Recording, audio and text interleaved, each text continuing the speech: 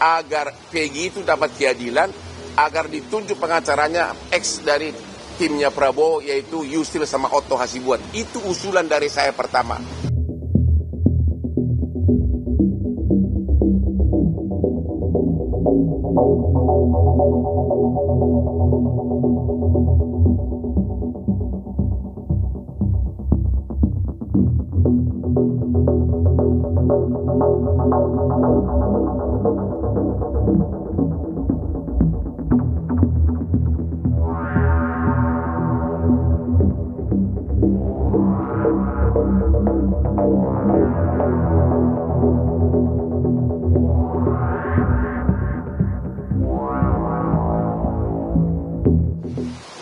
Di dalam BAP tahun 2024, 5 terpidana menyatakan Peggy tidak terlibat.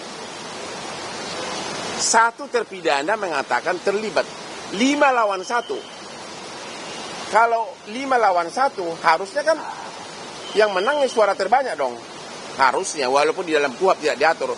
Harusnya Peggy itu tidak tersangka karena 5 menyatakan dia tidak terlibat. 1 menyatakan terlibat. Tapi sekarang terus difokuskan kepada Peggy. Mungkin targetnya oleh penyidik yang penting ada 1 orang yang divonis biar masyarakat puas. Ya. Keanehan kedua lagi, di dalam berkas persidangan BAP dan putusan, semua terpidana mengatakan 11 pelaku. DPO itu tidak fiktif. Ada peranan masing-masing. Tapi di dalam BAP tahun 2024, yaitu sekitar 2 minggu lalu, tiba-tiba 7 terpidana ini menyatakan 2 DPO ini fiktif. Padahal di dalam BAP semua peranannya ada. Bagaimana sampai itu yang membuka celana korban, memerkosa, memukul, ada semua peranannya. Ada apa ini? Ini nggak bisa lagi hanya dengan pro justisia. Harus ada tim pencari fakta yang ditunjuk langsung oleh Bapak Presiden. Kalau enggak, ini kasus hanya diputus nanti Peggy bersalah atau tidak, kasusnya menguap begitu saja. Kira-kira intinya itu inti daripada konferensi pers kami ini.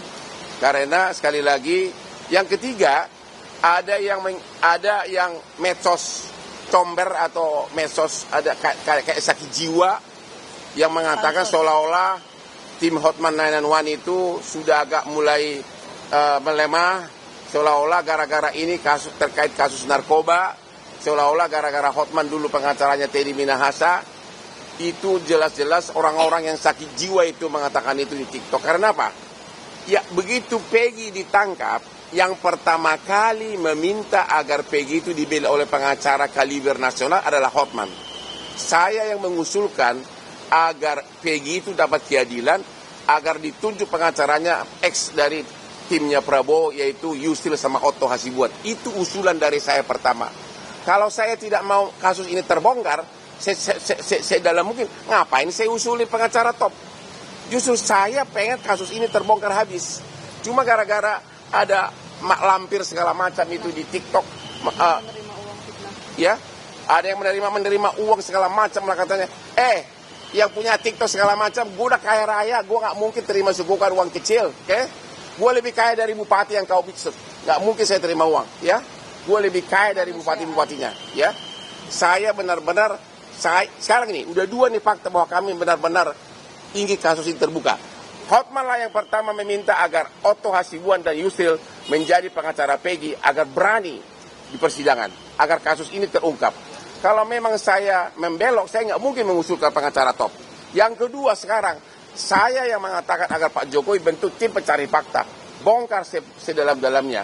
Kalau hanya formalitas pro justisia, ini hanya akan mengarah kepada Peggy, dan kasus ini apa yang terjadi akan tertutup selama-lamanya. Oke? Jadi sekali lagi saya somasi kepada orang yang TikTok dan segala macam, agar TikTok murahannya ditutup, ya. Udah mukanya aneh-aneh lagi, kayak hantu lagi. Netizen harus pintar, Pak. Ya. Kira-kira inti daripada ini, jadi sekali lagi, kasus ini tidak akan terbongkar apa kejadian sebenarnya hanya dengan mengadili Peggy. Walaupun Peggy dinyatakan bersalah.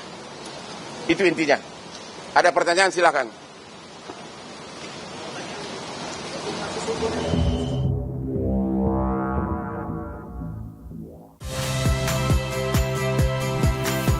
Saya Radi Saputro. Saksikan program-program Kompas TV melalui siaran digital, pay TV dan media streaming lainnya.